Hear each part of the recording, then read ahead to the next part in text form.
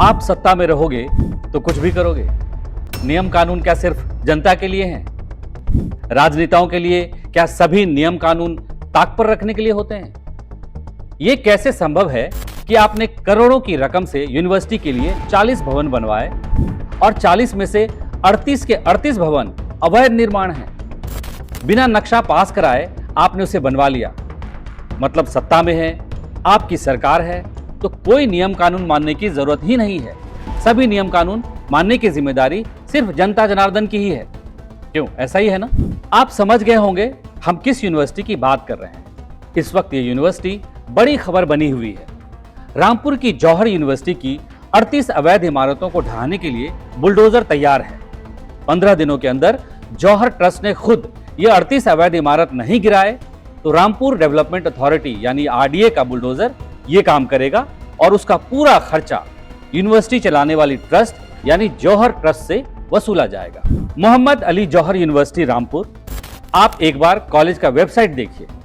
Medical, engineering, commerce, management, pharmacy, science, arts के लगभग सभी पॉपुलर कोर्सेज यहाँ चल रहे हैं। अब सवाल है, इन कोर्सेज में पढ़ रहे छात्रों का क्या होगा? उनके भविष्य के साथ खिलवाड़ के जिम्मेदार कौन है? क्या समाजवादी पार्टी के कद्दावर नेता, रामपुर से 10 बार विधायक, 1 बार सांसद और सपा सरकार में मंत्री रहे जनाब आजम खान साहब, जिन्होंने जौहर यूनिवर्सिटी की स्थापना की थी, जिसके वो फाउंडर और लाइफ टाइम चांसलर हैं, वो सामने आकर जिम्मेदारी लेंगे कि हाँ, मेरी वजह से हजारों छात्रों के भविष्य पर आज बड़ा खतरा उत्पन्न हो गया है? हमारे देश के नेताओं में ऐसा क्या गुरूर पैदा हो गया है कि वो शाश्वत है, वो गलत भी करेंगे तो भविष्य में उनका कुछ नहीं बिगड़ेगा।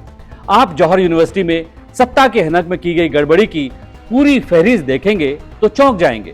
सपा नेता आजम खान पर रामपुर में करीब 90 मामले दर्ज हैं और इनमें से 30 मामले जौहर यूनिवर्सिटी से ही जुड़े हैं। यूनिवर्सिटी का जो प्रवेश द्वार है वो पीडब्ल्यूडी की जमीन पर बना है। आरोप है कि जौहर यूनिवर्सिटी की 35 बीघा जमीन किसानों की जमीन का अतिक्रमण कर हथियाई गई। सरकारी जमीनों के भी अतिक्रमण का आरोप है। 2019 में तो यूनिवर्सिटी परिसर में नगर निगम की करोड़ों की सफाई मशीनें जमीन में दबी मिली थी। यूनिवर्सिटी से जुड़ा करोड़ों की टैक्स चोरी का मामला भी चल रहा है। जब सत्ता में थे आजम खान साहब तो कोई परवाह नहीं की, जायज नाजायज जिस तरीके से हुआ यूनिवर्सिटी खड़ी कर दी। लेकिन उनके लिए अब क्या जवाब है, जिन्होंने अपनी गाढ़ी कमाई लगाकर बच्चों को यहां पढ़ने भेजा? आज हजारों छात्रों का भविष्य खतरे में है।